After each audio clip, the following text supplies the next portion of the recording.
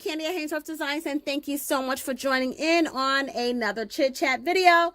I have some things that I am trying to organize tonight, getting things in these little jars, these crinkle cut paper, and I thought that I would cut my camera on and chit chat with you all tonight.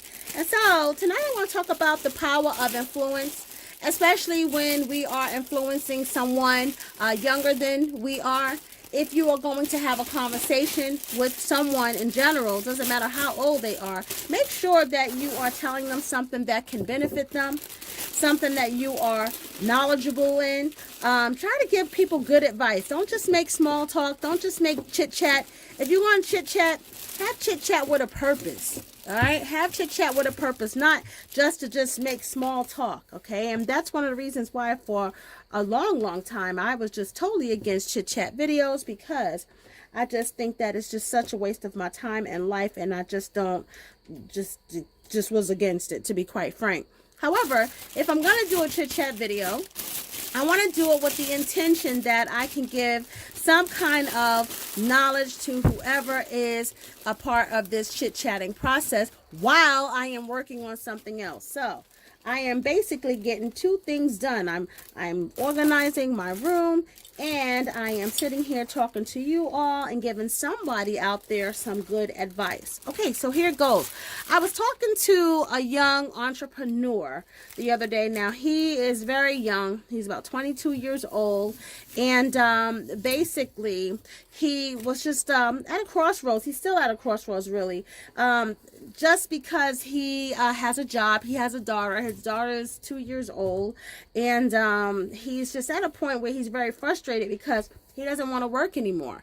He doesn't want to work anymore. He wants to work for himself. Now, this is a person who works for himself, but he has a full-time job, and he was just frustrated at the fact that he is not in the position where he can quit his full-time job, because he is also on a court-ordered child support.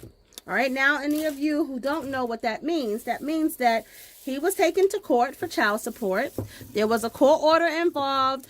Bottom line was the judge pretty much ruled that he has to pay X amount of money to take care and support his child, and he's not even given the option of how he's going to pay it. It is automatically garnished out of his check, which means that they take the child support out of his check before he even gets it. All right, so do I feel sorry for him? No, because if that means that this baby is taken care of, then good. And so, and I know that might sound terrible, but pretty much I commend whoever is the child's caretaker or caregiver, good, because if you needed to resort to suing someone to take care of your child, then good. Do what you need to do for that baby. All right. However, him and I got into a conversation because, again, he was frustrated at the fact that he really couldn't quit his job because he is on the court order. He is on the court order, and he does have to take care of his child. And as an entrepreneur, especially a new entrepreneur, it's sometimes very unpredictable what you bring in. You know, it's not consistent. And so he couldn't afford really to quit his job, and he was just in a slump. And I said to him, you know, you're in a slump, number one, because you feel like you are doing something that is taking up your time to promote your business. And he was like, yes, Miss Kandia, yes, that's why I'm feeling it. But I said to him, but imagine your daughter being hungry and you couldn't feed her. And then he just kind of looked at me, and I said, imagine that. I said, because right now you're saying that the work that you provide as an entrepreneur, you can't pay your rent with. You can't feed your daughter with. You can't on a consistent basis. So why would you want to do that to her? Right?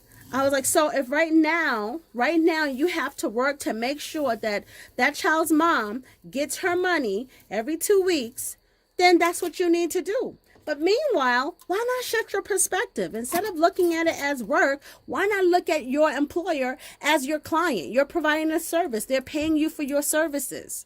Why not look at it like that? The biggest smile came across his face, almost like a light bulb, like I could physically see him say, wow, aha. He had an aha moment. And he said, you know, Miss Candy, I never thought about it like that.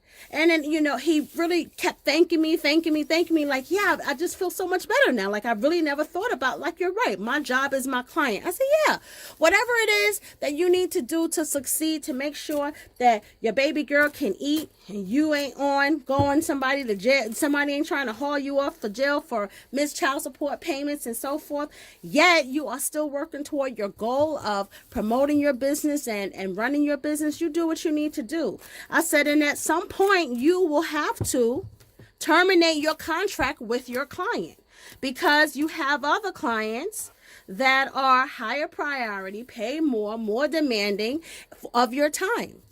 And that means that you'll be able to quit your job and work for yourself full time because the need is there, the means is there, and you'll still be able to take care of your daughter.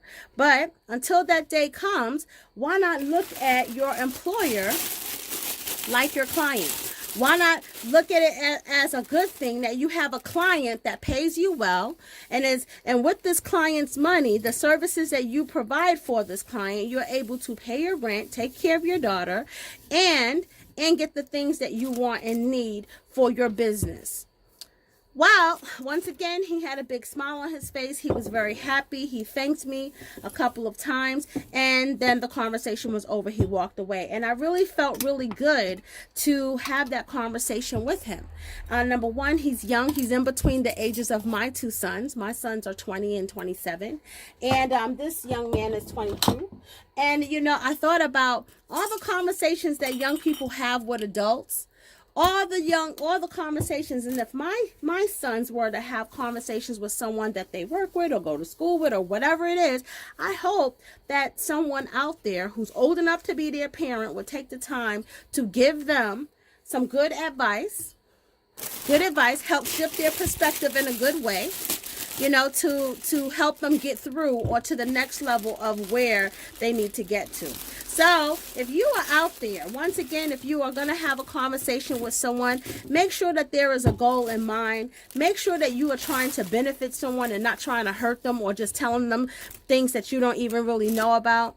I can tell you what, I know about life. I know about making money. I know about shifting your perspective. And sometimes a simple shift of your perspective can get you through to the next level, while you are on a level that you are trying to get off of. And so if you can be that person that can help that another person get to the next level or even just get through their day, do so.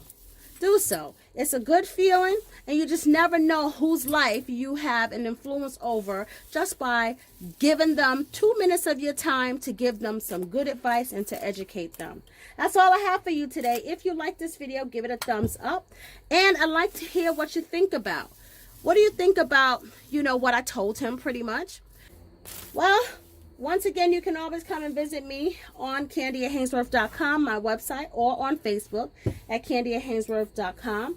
You can also visit me in the group Embroidery Boss or in the group Dollar Tree Money Makers. Anyhow, that's all I have for you today, and until then, I'll see you next time. Bye.